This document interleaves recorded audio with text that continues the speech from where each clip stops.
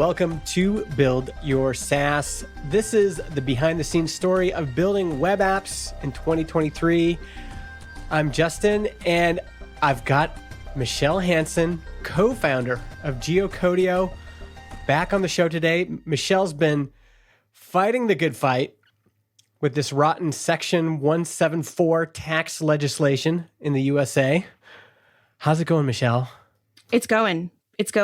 What time is right now? It's noon Pacific time for me because I'm in North America. You are originally from the States, but where are you right now? So I live in the Danish countryside now. The Danish countryside. It is 9:06 p.m. 9:06. That's about the time when I'm thinking, how old are your kids, by the way? We have one daughter and she is 9. 9 years old. Okay. See, I always thought that once they got a little bit older, I would be, around like 8, 9 o'clock used to be just, I was dead tired. And that's like, when they're younger, story time, bedtime, all that stuff. And I was just so exhausted. I still get exhausted at 9 p.m. Nothing's changed.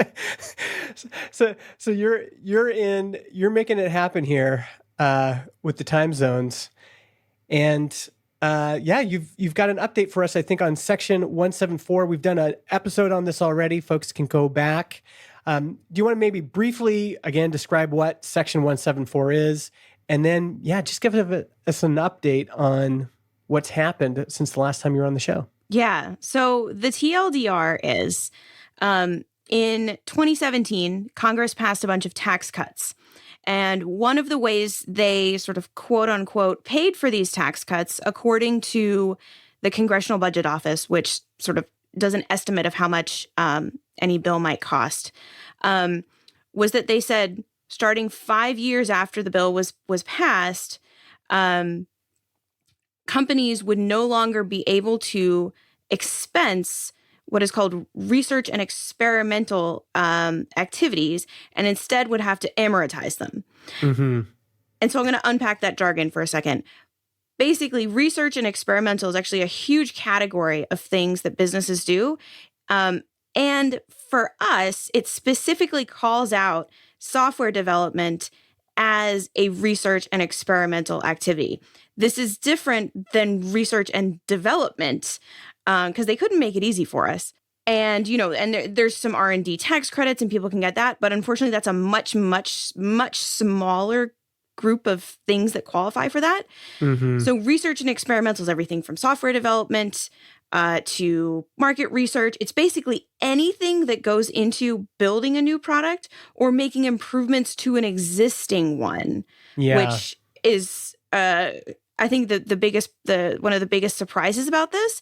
And then normally we used to be able to expense all of that. Okay, so your staging server, that's just an expense.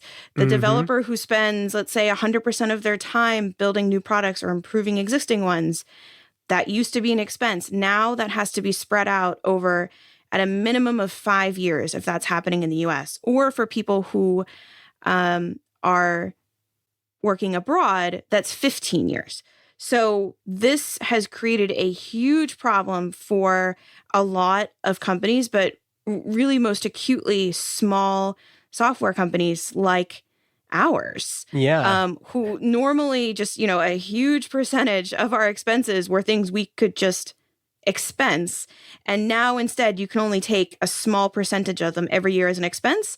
And then the rest of that is added to your profit. And then you get taxed on it. And so you end up getting taxed on this profit that doesn't actually exist because you already spent that to run the business. So it's a huge problem. Congress never actually intended for this to take effect. I mentioned it was kind of a sleight of hand to pay for the tax cuts. Yeah. The plan all along was for them to repeal this before it took effect because they knew it wasn't good tax policy. And so despite the fact that they know it isn't good tax policy and they intended to repeal it before it took effect, they didn't repeal it before it took effect because Congress. And so now we're all in this situation where we're in this sort of difficult situation because of limbo, this really unintentional tax policy. And so, people have seen their taxes go up like 400%. Like it's people are talking about shutting down their businesses, freezing hiring, laying people off. It's serious out there. Mm-hmm. It's a real thing. And so you put together the SSB Alliance, Small Software Business Alliance.org, and you've been doing some work behind the scenes. Can you give us an update on what's happened since you had the last time we talked? It was like April 14th was your date. Because that was what was happening around that time, and what's happened since then. Tax day, what was happening around that time? Tax day, of course. So, yes. And so the reason why you heard from me last time was because we were sending a letter to Congress from small software businesses about these Section 174 changes and describing the impact they have had on businesses like ours. Mm-hmm. And so we sent that letter on tax day, which was April 18th this year, to the leadership of both the House and Senate, the Senate Finance Committee, the Ways and Means Committee, and also the leaders of the small business committees. Yep. And so we had 597 small software businesses from all 50 states plus DC sign this letter, which I am awesome, hugely proud. Like I just beam with pride, thinking about how we came together to do this. And coalition letters like this, they're not the kind of thing that really makes the news, but they're an important step in the legislative process for companies who normally, like us, don't have any political power or any involvement, really, to come together and say, hey, this is an issue. Here's how it's impacting us. By the way, it's impacting every state. And not only to send it to those legislators, then to have the people who signed the letter and even people who didn't sign the letter to send it to their Congress people saying, this is happening. We're in your district. We're in your state. We're impacted by this. Please see below for the letter. But also legislators who support this, who are, already co-sponsors of the bills, they can go to their colleagues and say, hey, this is an issue. Like here's an example. Here's a letter from small software businesses. Here's a letter from small manufacturers. Here's a letter from small biotech companies, right? And so this is sort of part of that docket that they can use in their negotiations to encourage other legislators to support this and understand that this is an urgent issue. Yeah. And kudos for you for galvanizing all of this support, because the story that I saw play out was somebody on Twitter or in a Slack group or something would wake up to this. They would learn about it somehow and they go, oh my gosh, how come nobody's talking about this? And I could say, oh, people are talking about this. There's already a movement underway.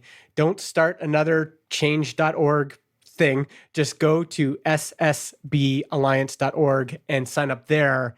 And then we could galvanize all the support in one place. So well done. I think for you to get ahead of this and then to create the container for people to, like, when they did wake up and realize it was a big deal, it gave us a place to go and then put our efforts all kind of in one spot. And I'm guessing that there's going to be more and more people kind of waking up to this still, and they're going to be looking for, where do I go? Well, you can still go to ssballiance.org, put your name and email in, and then get updates on what's happening. Yes. And sorry, even people who didn't sign the letter, it's still incredibly impactful if you contact your Congress people, so your representative and your senators, about this. If you run a small business, include a couple of lines about how it's impacting you and include a letter of the copy, because we want to make sure that a copy of this letter gets to every single legislator, because it is having an impact. I heard from contacts in DC this week that emphasizing the impact of this on small businesses is a salient message, both for Republicans and Democrats and for independents. And offices are hearing from small business owners in their states and districts who are caught off guard by this, and that is making an impact. People are having really good, productive meetings with their legislators on this. I've heard from people who've they used the contact form. They ended up having a phone call or even a meeting with their senators. The guys from Demergent Labs, they met with their representative and said that, they were very receptive to it, and that going with the letter in hand really gave them a level of legitimacy that they might not have otherwise had going in just as or felt like they had going in as small business owners themselves. So even if you didn't get a chance to sign the letter before tax day, you can still get involved. We actively need more people reaching out as well, because just as of today, there are now 30 co-sponsors on the Senate bill to fix this. And last Congress, when there was also a bill, there was 36. So there's still another 6 we need to get to at a minimum. 30 is not 100. So we need to make sure this is getting in front of every senator and every representative, and that they understand that small businesses are impacted by this. And so on the SSB Alliance website, I actually have templates and links for contacting Congress. So there's a tool you can go to. You put in your zip code, it gives you a link to their contact form, and then there's a template for, describing the impact and including the letter, and all of that honestly should take you less than 10 minutes to do. Yeah. And it really is impactful, because their staff have to keep tallies on every single contact about specific bills. And so and the key thing there is that you have to customize it a little bit. So if you simply just send them a copy of the letter, everybody who just sends, say, a copy of the same letter, that gets counted as one. But if they're unique, they get counted as separate contacts about this. And that is something that offices really pay attention to. Yeah, this is great. I'm just looking at you've got, letter to Congress as a PDF, and then contact Congress, and then you can go to congress.gov and search for your Congress members if you're in the U.S. If folks follow those instructions and then customize the letter a little bit, that creates more momentum, that has a bigger impact than them just copying the same thing over and over again. Yes, exactly. And unfortunately, this is something that only U.S. citizens and permanent residents can do. I recognize that there are a ton of people who have U.S. LLCs, U.S. C Corps, who are impacted by this, but don't live in the U.S. Yeah. Aren't U.S. citizens. Unfortunately, there isn't a whole lot that folks in your position, quite frankly, can do. But raising awareness about this and encouraging all of the U.S. founders you do know, regardless of whether they're in the country or not, because U.S. citizens have the right to vote regardless of where we live in the world, which not all countries have. Using whatever platform and network and connections you have to encourage the U.S. citizen or resident founders to contact Congress. That is hugely impactful. Yeah. And then talk about it on Twitter. I was just looking at this one from Demergent Labs, and them talking about it on Twitter creates more momentum. So if you share your experience, and they felt empowered bringing that printed letter that you had, and all the people who signed it when they went and met with their House representatives, do something about it, then talk about it, and we got to keep this thing going. Create social proof. Yeah, and so what's happening next? What are the next steps in this? Is there other dates we need to be thinking about? Are we just waiting for it to hit a critical mass? What are the other things to be considering? So right now, as far as my read on the political situation, which is to say, what I'm reading and reading between the lines in, Politico and whatnot, is DC is focused on the debt limit right now, like the U.S. federal government's spending level. And that is proving to be just a tad contentious. There's different ways that could shake out. It could be that they just try to just do the debt limit alone and just only pass a bill that does that and then leave everything else to the side.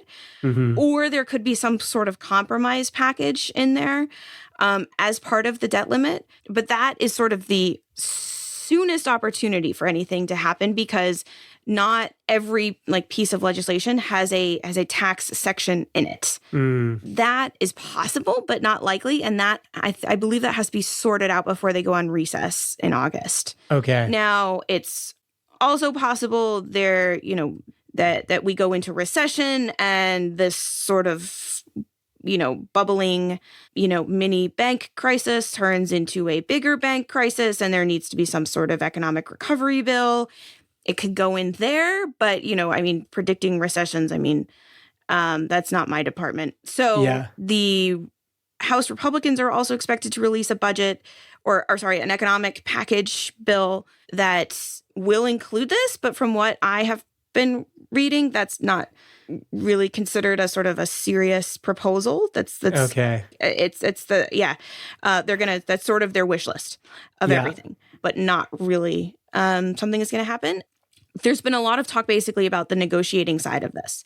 So because this was part of paying for those tax cuts, which were a Republican-led effort, there is a sense among Democrats that Republicans need to give them something in order for them to give them this thing. Mm-hmm. Our role in this is to be like, hey, guys, that's great. You've got these like feuds you want to settle. This is an urgent problem for businesses that are going to go out of business because of this. So like, can we try to put that aside? Yeah. Now. But I actually was reading something earlier this week saying, that, there's talk about child tax credit or low-income housing and, or whether that trade is expensive enough. It's a whole kind of thing.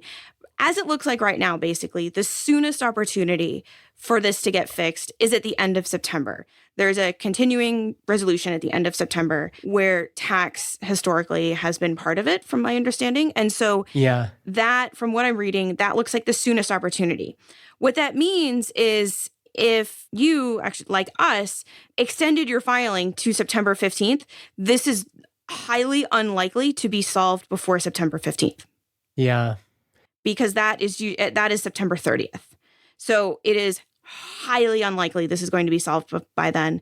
We still don't know if the IRS is going to actually have the regulations out yet that define what software development versus maintenance versus all of these things are. I know they're working on it from what I've read. No idea when that's coming out. If it doesn't happen in September, unfortunately, it would be at the end of the year. I'm assuming if the IRS hasn't released guidance yet, it would be hard to know for your accountant to know what guidance to follow, right? Like how this will actually be taxed or amortized. And so is that kind of for small businesses that are, they're doing the advocacy work, they're contacting their congressperson, all that stuff. On the accounting side, until there's guidance, I'm guessing that like, is it just a waiting game? Well, from my understanding, and what, if you look at like the filings of public companies, they are proceeding under the assumption that the definition will be that it is new feature development and new improvements on existing products, but not sort of straight maintenance. Yeah. VMware, for example, they talk about in their filings going back over a year. A lot of companies have talked about it on their earnings calls. And so most of us don't have the expensive accountants that they have. Yeah. Most of us, also use accountants who are also small businesses themselves. Yeah. But that is the guidance that they are proceeding under. And so there was partial guidance issued at the beginning of this year, basically warning accountants not to wait it out and just file as if nothing had changed. So accountants have already been put literally on notice about this. But we will have to see how it shakes out. I do know some people who said, well, maybe we're just going to pay it as if it was the same as last year because our accountant told us that DC is going to figure this out and we're just going to trust that it's going to happen. And then what their gamble is basically that is if it isn't fixed, then they're going to end up paying, they're still going to owe 400% more in taxes. And then they're going to go owe penalties and interest on top of that. Mm-hmm. And so for some people that, non-compliance is ostensibly always an option, right? Yeah. That's, that's up to them and their accountant. But I think it's also important, I think, as you've mentioned when you did your first mention of this on the podcast, to not fall into magical thinking that our community loves to fall into, that, oh, Yeah. sales tax, that doesn't apply to us. GDPR, that doesn't apply to us. Like, it does. It does. That's part of building a SaaS, is complying with government regulations, even when they are unclear. Yeah. This is wild. Yeah. It's just every time we talk about it, it just feels like this is just so unnecessary, but really here.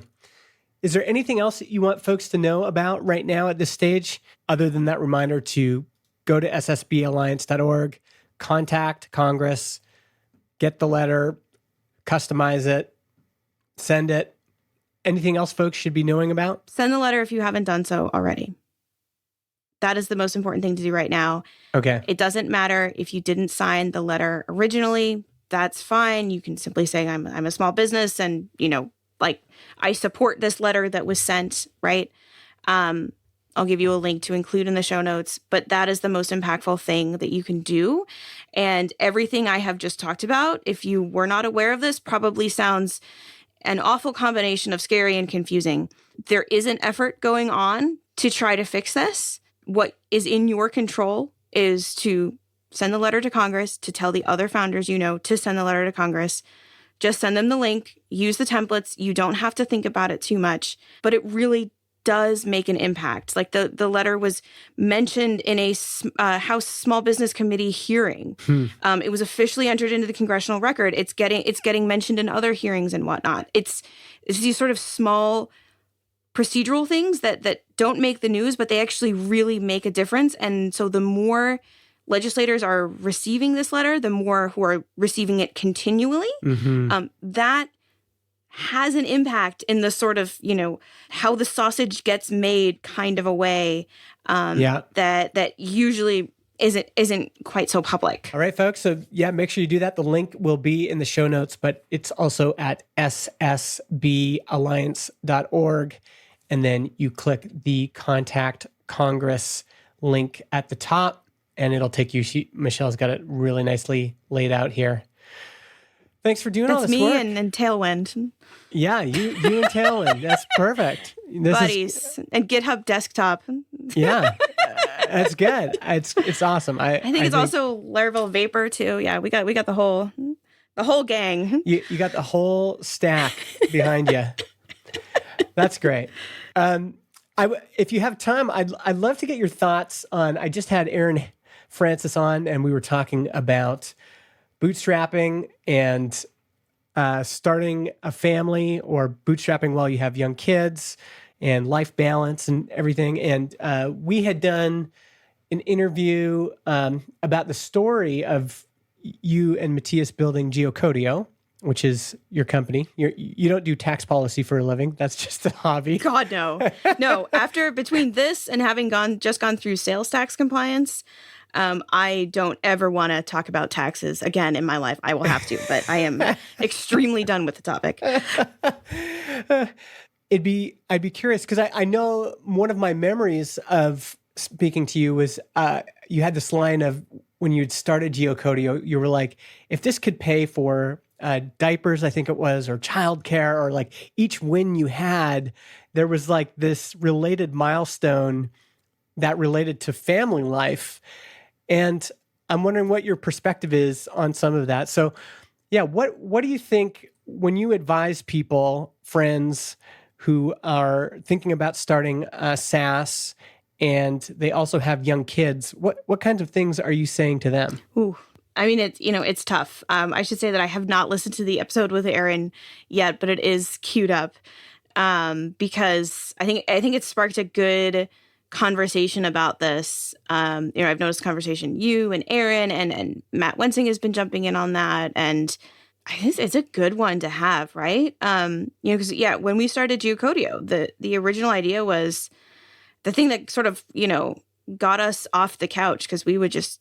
Yeah, we spent our weekends catching up on Game of Thrones or whatever, right? And then, no kids, like, just the world, the weekends were our oyster, right? Yeah. And then, kind of things got real when we truly understood, how much the cost of daycare would be, which, for context, in the US, in a majority of states is more expensive than state college tuition.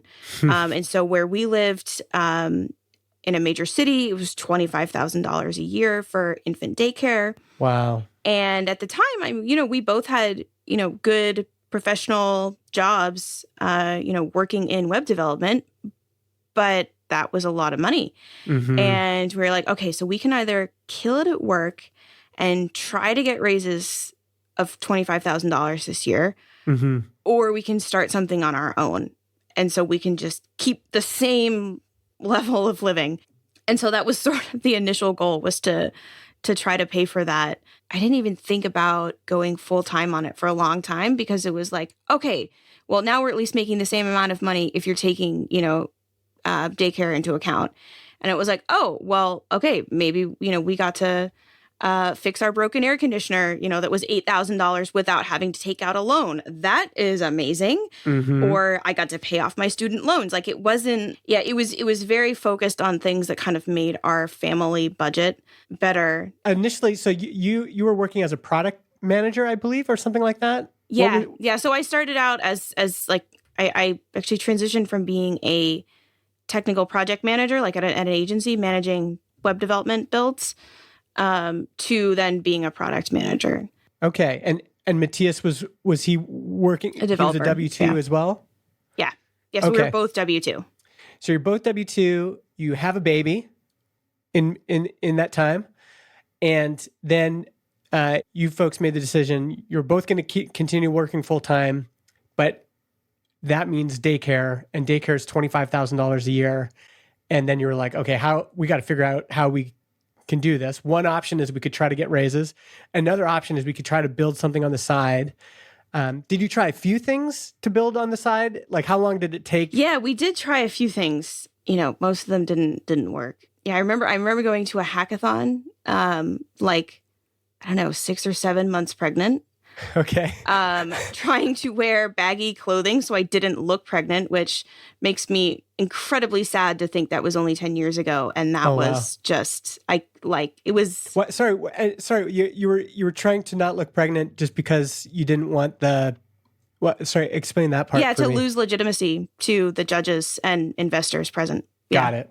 Because it was also like, it was a 24-hour all night, like, pizza and beer at 2 a.m. kind of. It was yes, this sounds like very 2012 when I say it. But yeah. I don't even know if these kinds of things still happen anymore, because it seems like as a community, we've kind of moved beyond that and now recognize it's like really terrible for work-life balance. But, that was what we did back then, I guess. Yeah. And no one told me that it would be bad to be pitching pregnant, but that was just something I had internalized. Yeah. And if you think about everything else kind of associated with that event, like pizza and beer and stay up all night is not exactly welcoming to an expectant parent, a new parent, or, you can keep going down the list. People who need sleep, right? Yes. Yeah. I think there's a lot of downsides of that. But yeah, we built an app for that thing that didn't go anywhere. Built, I don't know, a couple of other things, that maybe one other thing before that. Then we built this mobile app, and that actually ended up getting somewhere in the range of like $300-$400 a month in ad revenue, which was amazing. And then we launched something else after that, and that one like totally failed. And so, but then by that point we kind of had that one going, but then we actually needed geocoding for it. And I've told the story a million times, but anyway, so Geocodio comes sort of out of that app actually in order to keep that running. Cause then it was like, oh, okay, this is making like $300-$400 a month. Like, this is amazing. Let's just keep this going. Like, let's just ride this gravy train as long as we can. Yes. And intentionally actually not spending too much time on Geocodio at the beginning. And then it completely blew away our expectations. I remember I had this like spreadsheet that I can't find, but I remember making it, of what our definitions of success were. And a wild success was, we earn more than our server costs, which were $20 a month. Yeah. And all of that is happening. Meanwhile, I think when Geocodio launched, our daughter was, she would have just turned 4 months old. Like we Okay. incorporated a week after she was born. Wow. So you got some of that started before she was born. You were like ramping up, and you were like, okay, we're gonna build some of this, and then she was born, and then what was the app launch after she was born or before she was born? So that the app that had the ad revenue, that was launched, I think, October of 2013. So she was about 2 months old at that point. And then at that point, our evening hours, at least, thankfully babies kind of go to bed to sleep early. So come 7:30, we could actually work on it for a couple of hours a day. And we probably should have been sleeping because she would, wake up at 1 or 2 a.m. But so it is. And started working on Geocodio more. There's a great picture of Matthias actually going down to this like incubator co-working space while he was on paternity leave, I think, with her in the in the car seat, carrying her in, like Geocodio, like a very preliminary version of Geocodio is running on a laptop. He's testing it with his friends, and she's just like sitting there hanging out, in the car seat. That is an interesting perspective, is that talking about balance. This really depends on a lot of factors, like maternal care, how well you're sleeping, if there's any health complications for mom and baby. There's all these other factors. But if baby is healthy and sleeping, and if you're on parental leave, that could actually give some space to work on things, because newborns often do sleep, and you can put them in a seat and they just kind of hang out. Was that your experience? How hard was managing all of that? And would you recommend it to others? Yeah, I think this is one of those times where it's like, this is what I did. And if I was doing it again, I don't know if I would do it the same way. And I don't know if I would recommend someone else do it either. As you said, it's very contingent upon personal factors. Like my own recovery was actually quite rocky. So, but Matthias was able to, put her in the Moby wrap, which is like a wrap that you you wrap around you, and it holds the baby to your chest very tightly. And they love it and will sleep. She would sleep for hours in that. And so he would just have the wrap on and be coding with his arms kind of outside, and, it worked. I think it was highly dependent on situation. But I do know other people who launched something on maternity leave. Do you know Anna Mast? Yeah.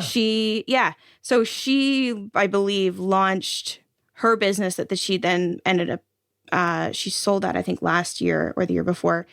She launched that while she was on maternity leave. Yeah. And so I think, for me, it's not just about the parental leave aspect. It's that I found the early stages of parenting to be just really exhausting and depleting, and the lack of sleep, and the kind of, you're just on call 24/7 and have no social life. And, if you are going to work, that's your only adult interaction of the day. There's not really a whole lot of sources of dopamine unless you're someone who just absolutely loves child rearing, which, yeah, I mean, on it, I have a lot of other interests in life. And so for me, it was actually quite motivating to be like, okay, I only have 1 hour a day. Yeah. To work on whatever I want to work on. And so I would think about that all day. And then when I actually got time to do it, I would sit down, and I was very motivated. And maybe this is because I have ADHD and I need a deadline, and I need things have to be a crisis, right? Yeah. And so, but Matthias doesn't have ADHD, and he also kind of felt the same way, that it was actually really good, because otherwise it was we don't have to work on the app now. Time just kind of, without kids, I felt like time just kind of stretched in front of me forever. And it was so, procrastinating was so much easier for me, versus when kind of, family life comes into play. You don't have control or influence even over your own schedule in many cases. And so those rare times you do have, for me, I got a lot of dopamine out of working on our projects. For other people, they might use that time differently, and I think that's equally valuable. I probably shouldn't have been working all the time. I was probably a workaholic for many years there. It's not really healthy to have like work, I think, be such a core source of dopamine. But that's only something I have, learned in the past 4 or 5 years. Yeah. Well, the struggle I have is, and now I'm hearing it in your story as well. Even hearing you tell that story, I'm like, it's bringing up old feelings for me. Like, yeah, I remember how motivating that was to feel like I have this baby now, we have this child, and it's us. Like, we're responsible for this child, and how are we going to do this? And such a big portion of that ends up being money. Like, we're going to need money for all these things. And it was motivating to feel like, okay, well, what can we do? What can I start on the side? What can I do on the side? And I feel that. I feel like, okay, and it does feel like, there's probably a relatively healthy way to do that. But there's also this part of me now that I can see it can go both ways. Like, it happens to have played out for you and I, meaning we're the survivors in the survivorship bias, right? But I have also talked to lots of people who really kind of destroyed themselves, pushing themselves to be like, I'm going to start I'm a new parent, and now I'm going to start a business. And for them, it ended up being the wrong decision. And which leaves me in this awkward place of, in retrospect, just the same way you were saying, I don't know if I would necessarily advise people to do that. It's difficult to know what advice to give to folks, because on one hand, it worked out for us. It seems like it would be terrible to rob somebody of that opportunity. But on the other hand, I just feel like business is a real crapshoot. Like, it can't happen for the majority of people who try it.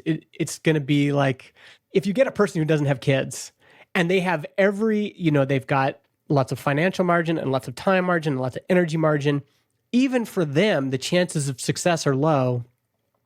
And then you add in this idea of like, you're also going to be, in the top, top 1% of parents who can have the energy to do this and be a good parent. And you're going to be in the top 1% of couples who can manage the emotional stuff of being new parents and still have a relationship.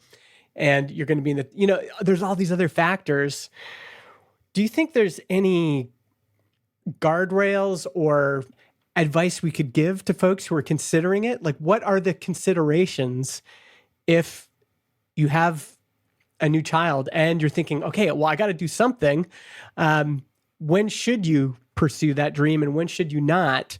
And is there any sort of wisdom that can come from the folks who have gone through it to say, well, here's the things to consider. Here's when, maybe I would pull the plug, or here's where the guardrails would be, I guess. Do you have any thoughts on that? It's a tough question, right? Because, the both of us, we're only speaking from our personal experience. This isn't something that we have studied. This isn't something that we have, applied, right? In hundreds of companies, and we can say, okay, here are the things that worked in here. Like we don't have any sort of like empirical evidence. We just have our own experiences. And that makes me not want to give any advice on the topic because I only have my personal experience. I remember when this will be so interesting to listen back to. I remember when we were talking a couple years ago, and I don't even know when that was, but it was before COVID. So this was a while ago. I mean, that was like at least a decade ago. And I remember we were talking about this, and you asked me, about this like family balance and whatnot. And you said, well, so what about somebody who has a W-2 job? They're a developer. They come home, they eat dinner with their family, and then they go into the basement to work on the side projects right after dinner. They're doing it for their family. They have a financial need for it, right? Necessity breeds invention. And I remember thinking like very clearly, like, no, they can't, like, they shouldn't do that, right? Because like their spouse, who I think in your scenario, like was a stay-at-home spouse, right? Like they are clearly putting work in all of its forms, whether it's sort of self-directed or employer-directed, like above family and above their relationship with their spouse and sort of like social interaction and support like that, right? Mm-hmm.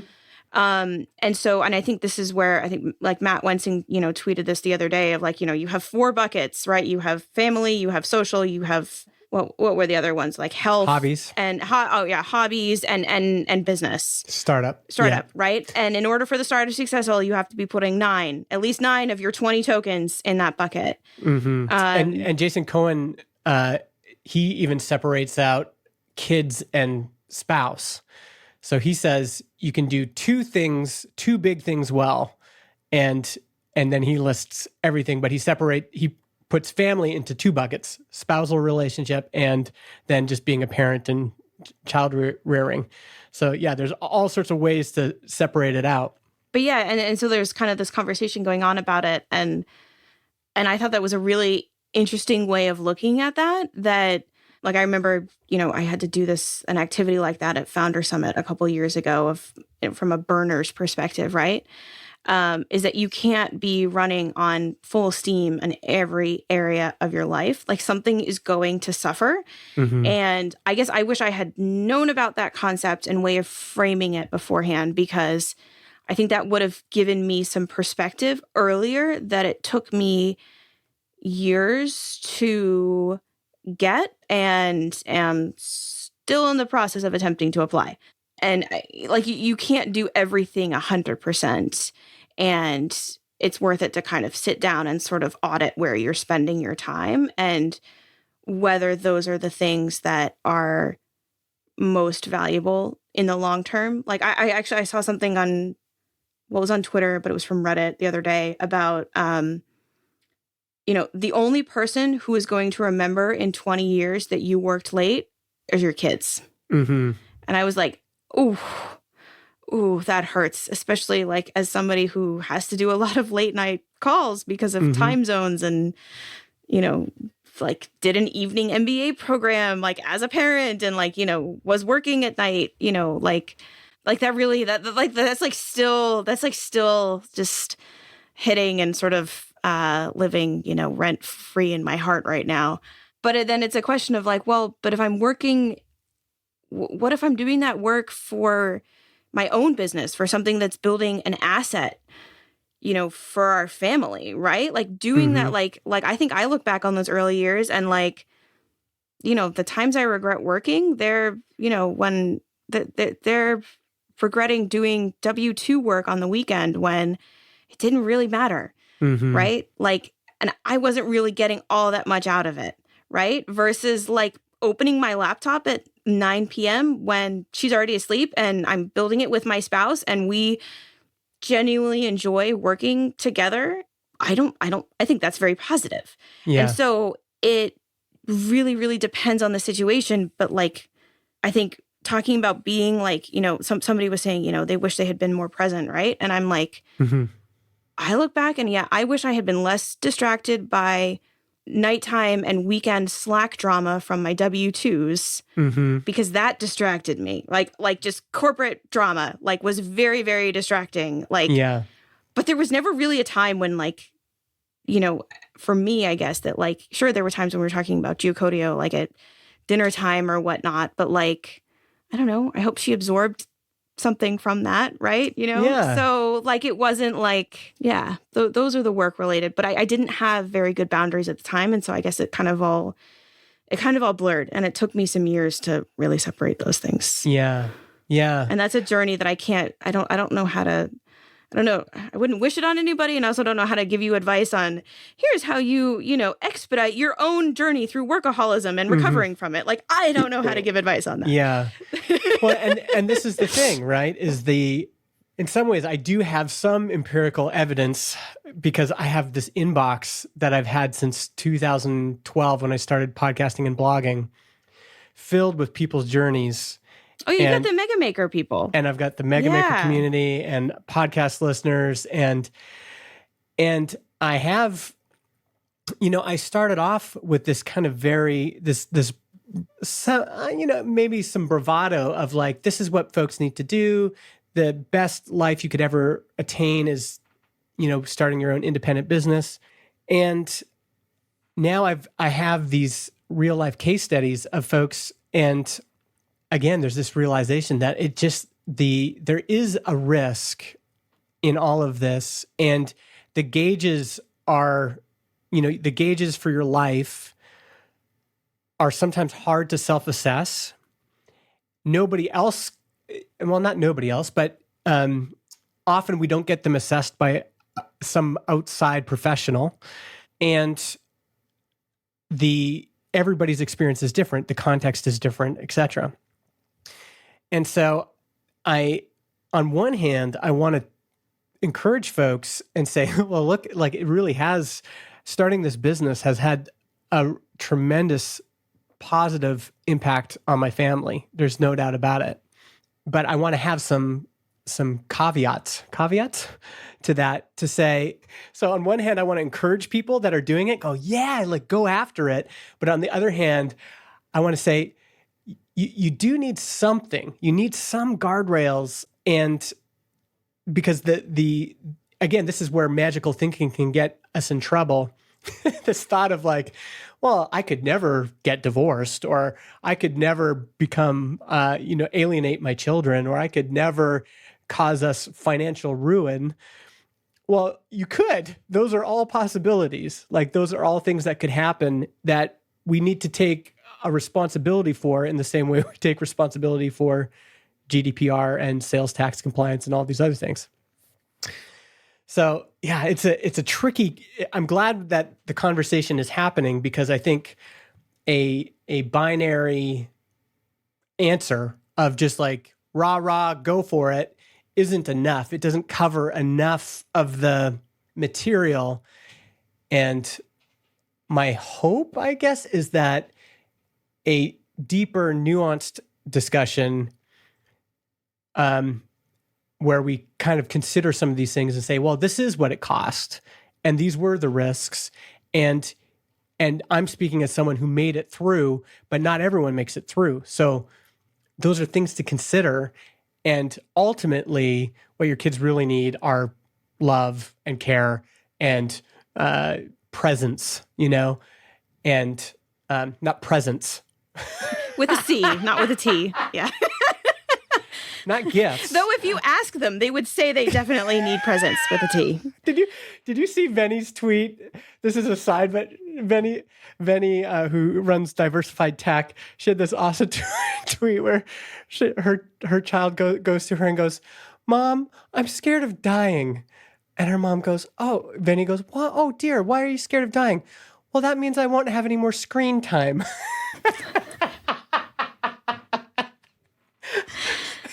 Oh dear. Yeah. There's the priority right there. There's a real conflict here, right? Like a very, very strong two sides pulling with force at one another conflict. And I think also within us about this, right? Because on the one hand, it's like, wow, this has been life-changing for my family, for me personally, for my professional satisfaction, like for the kinds of opportunities that my family can have, feeling enormously grateful and lucky to be in this position, and feeling, and going beyond that to feeling a responsibility to help others recognize that as an option they have available to them, and to help them pursue that and achieve that if they want that, right? Like there is just this kind of, and I see this in you as well, that it's like this sort of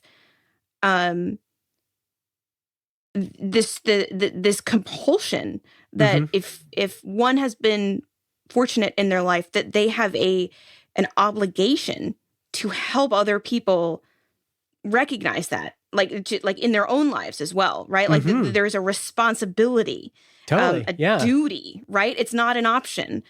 But then at the same time, also realizing that it's not for everybody. And there are people who are very happy to even just having a stable 9-to-5 job for 40 years is a dream come true for them. And they want that. And they genuinely want that. Or that, their situation in life has not set them up in the way to be able to succeed on their own entrepreneurially, Mm-hmm. or what, so whatever their context is, right? That it's like people want different things in life, Mm-hmm. and that's okay. And there might be somebody who, in my situation says, okay, well, daycare is going to be $25,000 a year, and I'm going to try to kill it at work between the hours of 9 and 5. Mm-hmm. And if I make an extra $25,000 a year, that's great. And if I don't, you know what? We'll cut back and we'll do free activities and don't have to take plane trips, right? Like we'll make it work because love is free and it doesn't matter. And like and that's true as well. Like that, like everybody's experience is true. And their context matters, and no single human being, no single family has the same context as another family. And so I feel very, very like this very deep confliction about this between wanting people to know that they can do this if they want to, but it's also completely fine if they don't. Yeah. And that's valid too. And it's tough to balance that and not want to get also, for me, I mean, like, I try to only give advice about the areas where I am sort of genuinely have an expertise in, like customer research stuff. Ask me about it. I will claim to be an expert in that, but that's kind of the only area really. A lot of other stuff is just my own personal understanding and education and reading. And but there is another, where is that line? Yeah. Where it is really hard, but there is this other thing, which is to bring awareness to something. The receiver still needs to do the work. They need to process it. They need to decide if it's right for them. They need to decide if the timing right, all those things. But sometimes people just don't know. They just haven't thought about it. So, for example, one thing that came up in the Twitter threads quite a bit was folks said, well, I don't see how you could do this. I don't see how you could have one spouse building something on the side on top of a W-2 unless their spouse was a superhero and doing 90 to 100% of the childcare and the housework. And, there are some old cultural ideas in there that might need to be challenged. And sometimes even just, you might have never even thought of it. Like you may have grown up a certain way where your mom or dad, one of them went to work and the other one stayed home. And it was like, that was just how life was. But there's this other consideration that some people just have never thought about, which is if you're thinking about doing this, and I think it did come up in our first conversation because the title of the episode is "Should You Start a Startup with Your Spouse?" The other consideration is, okay, Frank, Eileen, whoever you are that wants to do this, the other party in this is your spouse, and you may be bringing some assumptions to the table that you haven't even actually thought of, like. You haven't explicitly said, well, my spouse is going to do 90% of the child care and the housework. But that's actually something you need to explicitly bring up to your partner and say, hey, this is what we're thinking about doing, or I'm thinking about doing, and it could have this benefit, but I guess we should think, we have to think through what's this going to mean for you, and are you okay with that? And we have to be okay with the idea that your partner might say, actually, I'm not okay with that. I don't want that. I want you to be helping more with the kids. I want you to be helping more with the chores, etc. I mean, I think that's kind of setting it up for failure, right? To say, all right, I'm going to start a business and you're going to do 90% of the housework.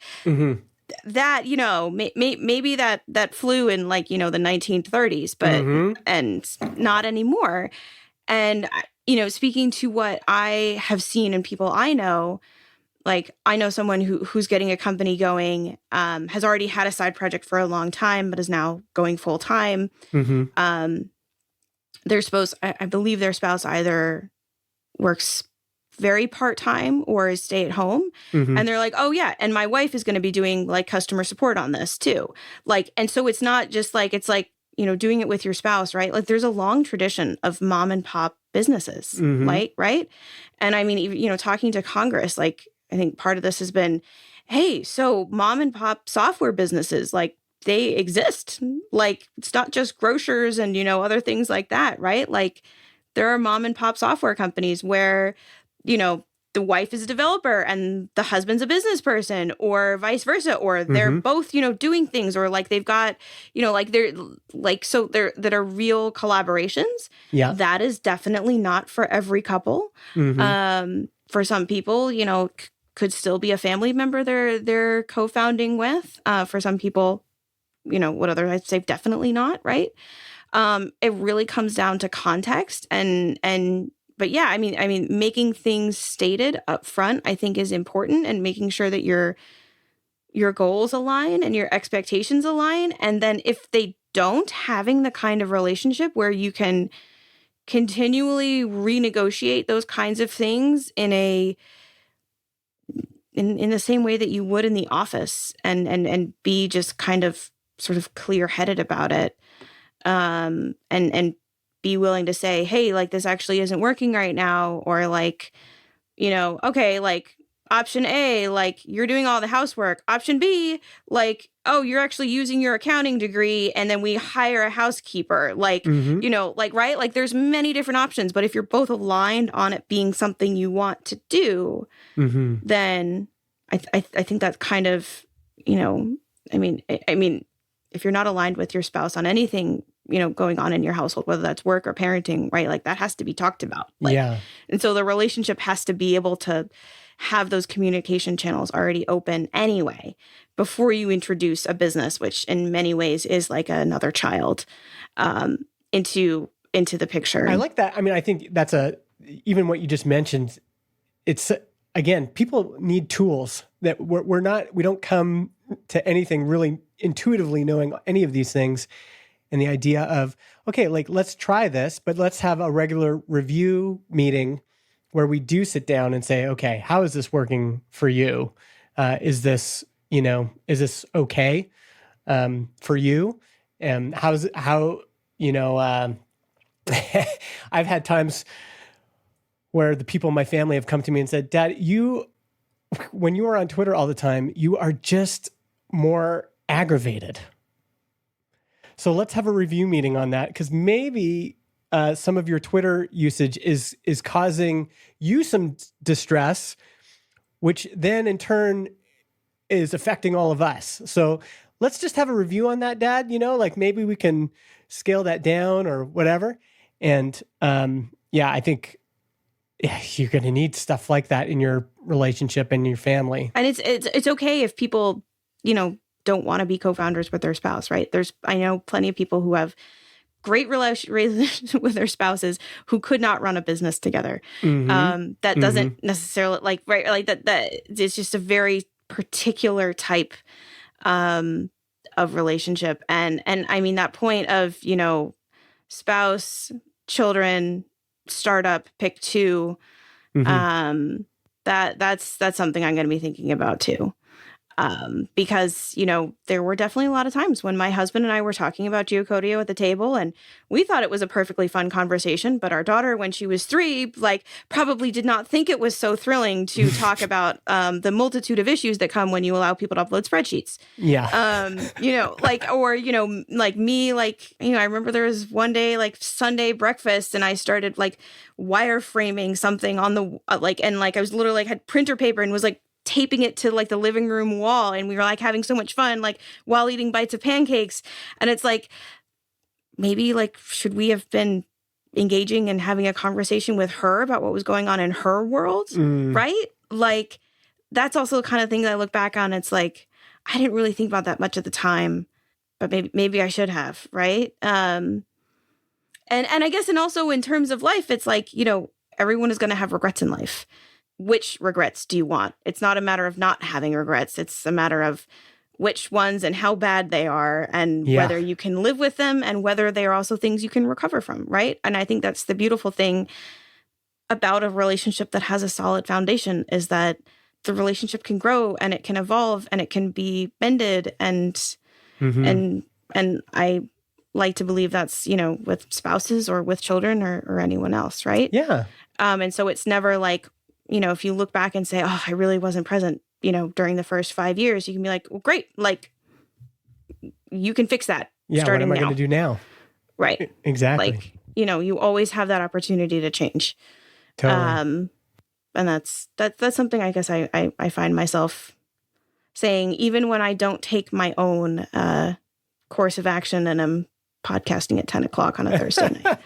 Well, thank you so much, Michele, for your time. This was great. It's always great to talk to you. Thanks for all you're doing with the SSB Alliance. And folks can check out Geocodio online, geocodio.com, right? Geocode.io. I say geocod like the fish.io. Geocode.io. We don't have geocode.io. We didn't get that. And I'll also put links to Michele's Twitter, to the links, to everything else going on. Check those out in the show notes. Thanks again, Michele. Thank you.